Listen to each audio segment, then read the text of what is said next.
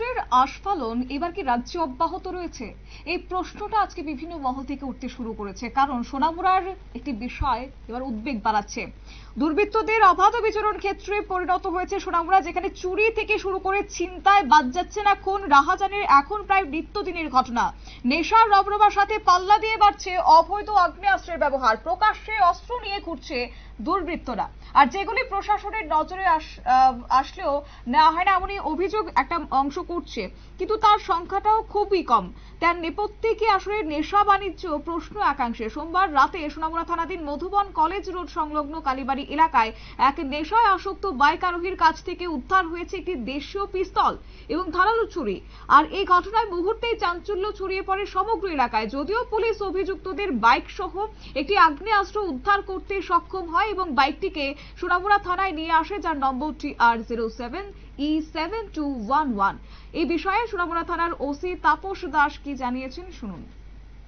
30 মিনিটের আশেপাশে হলো আমরা একটা পিস্তল উদ্ধার করেছি, সেই সঙ্গে একটা ছুরি, ধারালো ছুরি এবং একটা বাইক উদ্ধার করেছি। তো এটা প্রিলিমিনারিতে জানা গেল যে কোনো একজন লোক যিনি মানে অন্যদেরকে ভয় দেখানোর চেষ্টা করেছিল কোনো একটা বিষয়কে নিয়ে সম্ভবত। তো আমরা এটা গত মানে রাত্রেবেলায় আমরা সিজ করি এবং এই পারপাসে আমাদের সোনামুড়া থানাতে একটা মামলাও নেই, যার মধ্যে বিএনএস এবং আর্মস একটা আছে। এবং এটা আমরা যে বাইক রাইডার প্লাস যে বাইকের যে ওনার এগেনস্টে আমরা মামলাটা নিয়েছি। বাইক নাম্বার হলো TR07E7211।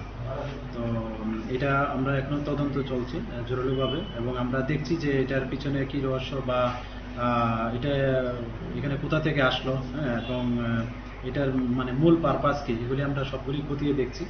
তো এই হলো ব্যাপার আর কি। কোন জায়গা আমরা কলেজ রুট থেকে যে মধুবন আসতে যে রুট, এখানে একটা কালী মন্দির আছে, এটার পাশে। এক্ষেত্রে মানে কি পাবলিক উদ্ধার এটা মানে যৌথভাবেই করা হয়েছে। তো আমাদের পুলিশ পার্টিও যেখানে ঘটনা, এখান থেকে প্রায় সম্ভবত 1 কিলোমিটার হবে ওই দূরত্বে ছিল, চেকিং এ ছিল। তো এটা এইভাবেই করা হয়েছে আর কি, এবং যথারীতি গিয়ে এটা সিজ করা হয়েছে। দেখি মানে নেশা কারবার মানে সেবনকারী যিনি আটক হয়েছেন, এটা আমরা দেখছি, এটা ইনভেস্টিগেশন চলছে। মানে সেবনকারীও হতে পারে বা ড্রাগ সেলার তারাও হতে পারে। তো আমরা কোনোটাই মানে ইয়ে করছি না, আমরা সবগুলা বিষয় খতিয়ে দেখছি। অ্যারেস্ট আছে কেউ? না, এটাতে এখনো কোনো অ্যারেস্ট নেই।